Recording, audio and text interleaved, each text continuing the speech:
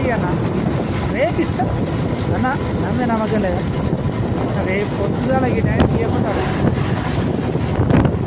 First point, వాడు రేపు పొద్దుగాల వరకు పైసలు ఇస్తాడు. వాడు రేపు పొద్దుగాల కలిసి వారంలో పైసలు ఇస్తాను, రేపు పొద్దున ఇస్తా అంటారు. బండి ముచ్చట్లు గాలి ముచ్చట్లు. ఎవరికైనా పైసలు ఇచ్చేటప్పుడు ఫస్ట్ ఒకటి మొక్కుకోండి, లక్ష్మీదేవి నాకు డబ్బులు ఎక్కువై నేను ఇస్తలేను. ఎదుటోడు ఆపదలో ఉండడం నా ఆరికి వచ్చింది, వాని ఆపదని నేను అర్థం చేసుకొని నిన్ను మనకి సహాయంగా రూపంలో ఇస్తున్నాను.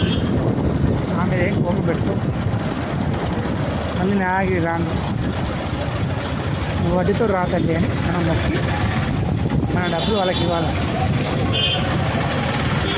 ఇచ్చే ముందు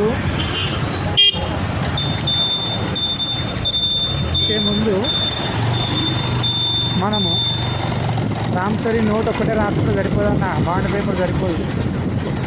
చెక్ మీద సైన్ చేయించుకొని బ్లాంక్ చెక్ తీసుకొని, లేదంటే అమౌంట్ రాపించుకోండి, ఎంతో అంత అమౌంట్. ఇప్పుడు ఉదాహరణకు మీరు 1,00,000 ఇచ్చారు, రాపి 1,00,000 రూపాయలు చెక్ రాసి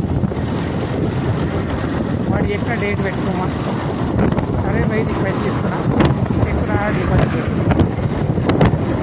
పైసలు ఇవ్వకుండా కదా పడ్డా నీకు తీసుకుపోయాడు డిపాజిట్, బ్యాంక్లో డిపాజిట్ చెక్ బౌన్స్కి ఇస్తాను, నేను అరెస్ట్ చేస్తాను అని ముందుగా భయం పెట్టి లక్ష్మీదేవి ఏమనుకుంటుందంటే, అరే నేను నీ దగ్గర ఉందామని నీ దగ్గరికి వస్తే నన్ను తీసుకుపోయి మళ్ళీ వానికే ఇస్తాను కదా, ఇక నేను నీ దగ్గర రాను అంటే. మనము లక్ష్మీదేవిని మొక్కి, లక్ష్మీదేవి మళ్ళీ నాటి రాత్రి పట్టించుకుంటా మొక్కియాలి. ఒక పూటకి ఇట్లా ఇచ్చినావా ఇక వాడు మళ్ళీ అడుగుతుందా నీ చెప్పు పైసలు అడుగుతున్నావా పైసలు